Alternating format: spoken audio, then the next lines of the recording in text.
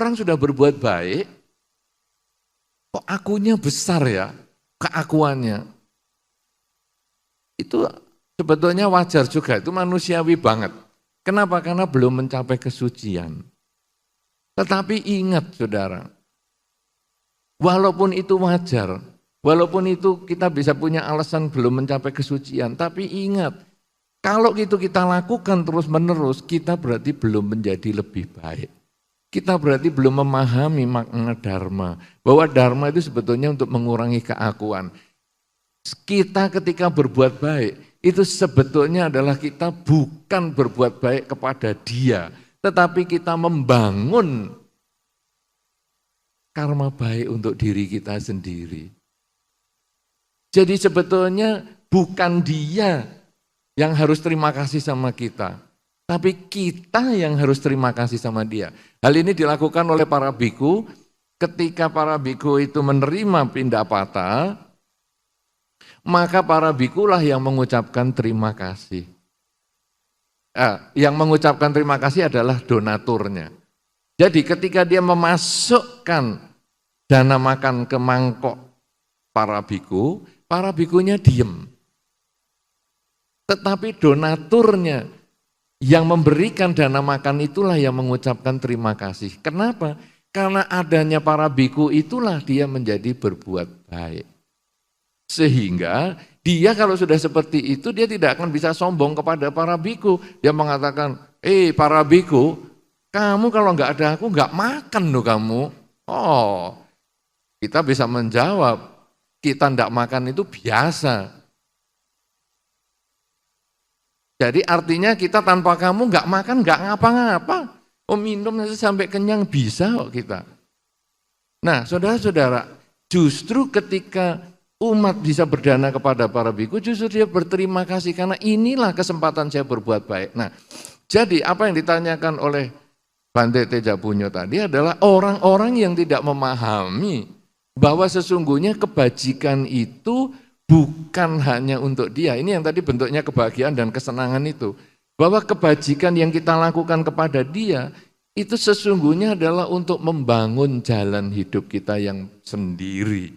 Ya, karena itu tadi saya sampaikan kebahagiaan itu gimana? Ketika kita mengembangkan kerelaan, kemoralan dan konsentrasi itu untuk kebahagiaan dia, tapi juga untuk kebahagiaan kita sendiri. Sehingga ketika kita meninggal dunia itu, kata-katanya di dalam sambutan terakhirnya adalah semoga dengan kebaikan yang dilakukan semasa hidupnya mendiang akan berbahagia di alam kelahiran yang sekarang. Jadi bukan mengatakan semoga dengan banyak yang ditolong di luaran itu sampai dibelikan peti mati ada 7 dan lain sebagainya, semoga mendiang berbahagia. Tidak pernah ada kata-kata itu. Artinya apa? Manusia secara sadar, di bawah sadarnya dia sebetulnya memahami bahwa sesungguhnya kita membutuhkan pihak lain untuk mengembangkan kebajikan. Jadi ketika saya duduk di sini, sesungguhnya saya berterima kasih kepada Anda yang Anda hadir di sini. Karena ketika Anda hadir di sini, saya bisa duduk di sini dan ngomong seperti ini. Coba kalau Anda tidak hadir di sini, di ruangan ini kosong, terus saya duduk di sini ngomong. Kira-kira saya bisa dipegang sini. Mungkin anget atau apa nanti. Karena itu saudara-saudara, saya yang harus berterima kasih kepada Anda. Kalau saya yang berterima kasih kepada Anda, lalu untuk apa saya sombong? Saudara-saudara, saya pernah satu ketika membawa seorang yang, kalau tadi Romo Suryo sudah pernah tahu Kebodhigiri belum? Terakhir kapan?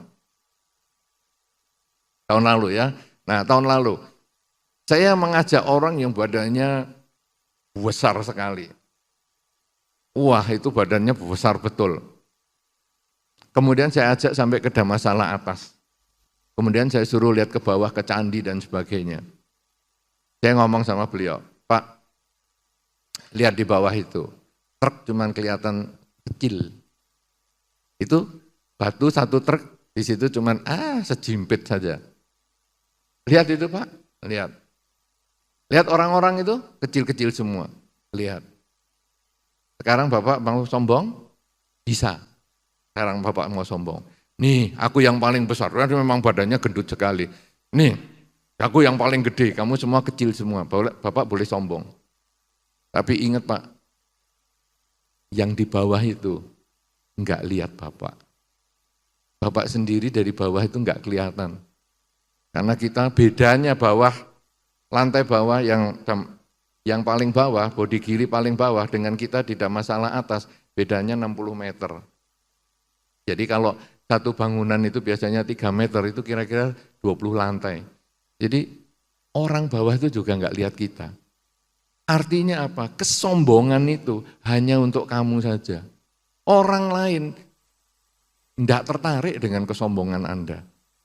Kesombongan itu hanya merusak dirimu, tapi tidak bermanfaat untuk orang lain.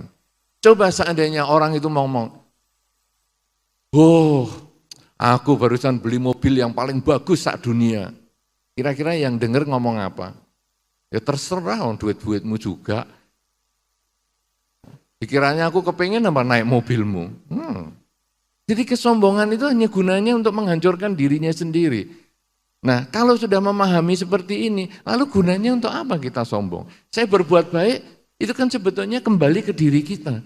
Jadi bukan kamu harus terima kasih dong karena saya sudah berbuat baik. Bukan. Nah, ini yang kadang-kadang keliru di dalam masyarakat itu. Bahwa ketika saya berbuat baik, maka orang itu harus berbuat baik juga sama saya. Bukan. Ketika saya berbuat baik, maka sesungguhnya orang itu adalah sarana saya untuk berbuat baik. Karena kembali kebaikan itu sebetulnya saya bangun nasib saya sendiri. Kalau sudah bisa begitu, baru kesombongannya berkurang. Tapi kalau belum bisa begitu, renungkan saja kata-kata ini. Sampai akhirnya Anda memahami bahwa sesungguhnya orang lain itu sangat berjasa untuk mengembangkan diri Anda. Bukan Anda yang berjasa untuk mereka. Walaupun orang-orang tadi, para pendiri itu membangun wihara, membangun sekolah, membangun apa saja. Kalau enggak ada yang datang, apa gunanya bangunan? Enggak ada. Tapi ada yang datang, berarti kita harus terima kasih sama yang datang. Kalau sudah terima kasih yang datang, apa gunanya kita sombong? Karena kita tanpa mereka, kita bukan apa-apa.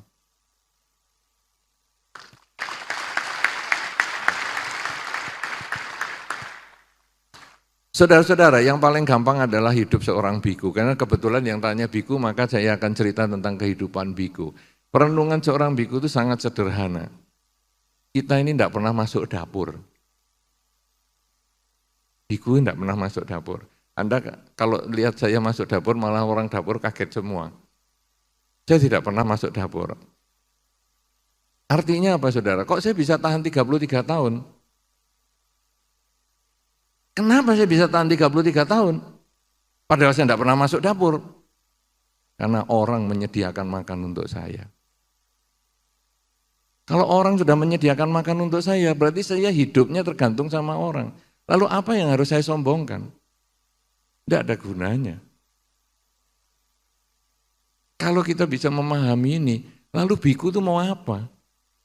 Kita mau setinggi apa? Kita mau pangkat seberapa banyak? Tidak ada apa-apanya. Kadang-kadang orang ngomong, wah Bante, Balai Rejo gini-gini. Balai Rejo apanya? Oh, itu saya cuma penunggu aja kok. Karena Balai Rejo bukan milik saya. Ketika saya meninggal, saya juga tidak akan memiliki tempat itu.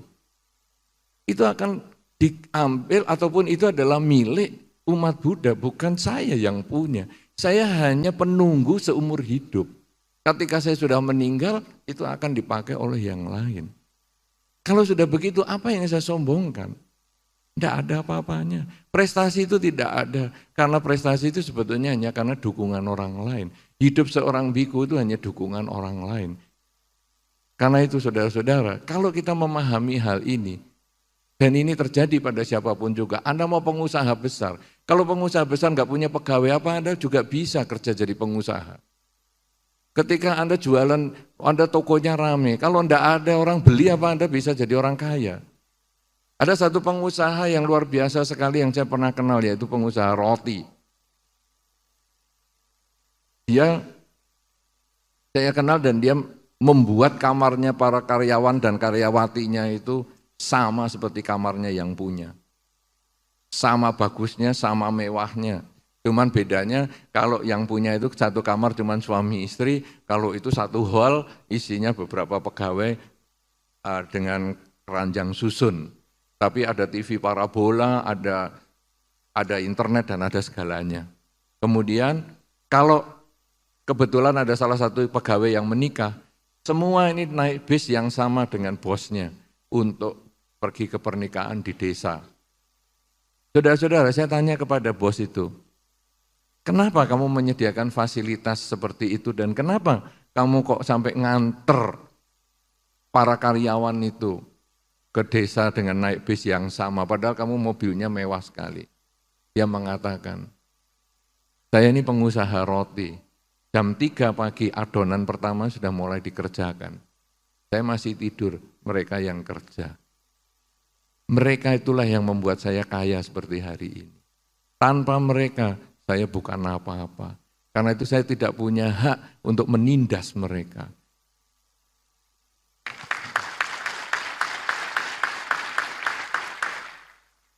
Mereka adalah mitra kerja saya. Karena itu ketika mereka ada yang menikah, saya akan datang ke tempat mereka dengan naik bis yang sama karena mereka adalah mitra saya. Coba saudara, orang ini memahami dengan baik bahwa sesungguhnya bukan diri sendiri yang membuat kita sukses, tapi kita karena dukungan orang lain. Kalau kita memahami ini, apa tuh gunanya kesombongan yang justru menghancurkan diri kita sendiri? Apalagi kalau sudah mengerti tentang jenazah, Anda lalu membaca Wijaya Sutta, lalu Anda akan memahami orang yang kaya, orang yang cantik, orang yang ganteng, orang yang pandai, orang yang berpangkat, orang yang apa. Akhirnya semua itu hanya jadi jenazah. Kalau sudah akhirnya jadi jenazah yang busuk, yang dimakan ulat, dimakan cacing, yang akhirnya juga hanya menjadi tengkorak, yang akhirnya juga lapuk, dan akhirnya menjadi serbuk. Apa yang mau disombongkan? Prestasi apa yang akan disombongkan? Karena semua itu hanya proses. Kita sesungguhnya hanya pelaksana di dalam satu masa saja. Apa yang kita lakukan yang terbaik ini hanya mudah-mudahan bisa dikenang, tapi bukan untuk menambah kesombongan, hanya untuk memberi makna di dalam hidup. Sudahkah saya dilahirkan oleh orang tua saya itu bermanfaat? Apakah saya ini justru memalukan orang tua saya? Ketika saya menjadi biku, saya meminta izin kepada orang tua. Dan orang tua saya tidak sulit untuk melepas, saya hanya ngomong. Orang menjadi biku kan menjadi orang baik. Menjadi orang baik, kok ditangisi? Kalau saya menjadi penjahat, apa kamu lebih senang? Ya sudah, kamu jadi biku. Kata-kata itu yang merupakan janji bagi saya. Bahwa saya menjadi biku, saya harus menjadi baik. Kemudian saya menerima dana makan dari orang. Berarti saya juga harus baik sama orang. Karena kalau saya bisa jalani dengan baik menjadi biku, maka orang yang berdana kepada saya akan merasakan manfaatnya. Kalau sudah demikian ini, kita lalu menyadari hidup kita sangat tergantung orang lain. Contoh saya adalah sebagai biku, tapi siapapun di antara Anda, tadi juga Bante Teja sudah sampaikan, kita semua tergantung sama orang lain. Anda lahir kalau enggak tergantung ibu Anda, siapa yang melahirkan Anda? Puser Anda itu adalah tanda bahwa ibu Anda mengandung. Apakah Anda kenal dengan ibu Anda atau tidak, itu enggak urusan, tapi puser Anda, itu adalah hubungan Anda dengan ibu Anda. Siapa di sini yang enggak punya wudel? Iya toh? Semua punya pusat, berarti semua punya ibu. Apakah Anda kenal ibu atau tidak, itu enggak pusing, tetapi itu jasanya ibu yang sudah membuat Anda terlahir sebagai manusia. Jasanya ibu dan bapak yang membuat Anda terlahir sebagai manusia dan mengenal dharma. Kalau sudah demikian, itu mereka yang berjasa. Anda sekolah, ada gurunya. Anda menjadi biku, Anda menjadi pengusaha, Anda menjadi apa. Semua itu ada orang lain yang mendorong Anda untuk maju. Karena itu kesombongan hanya menghancurkan diri sendiri, tidak bermanfaat untuk orang lain. Berjuanglah terus, jadilah pelaku sejarah, tapi jangan pernah sombong, karena tidak ada manfaatnya dan itu tidak dibawa ke alam yang selanjutnya. Terima kasih.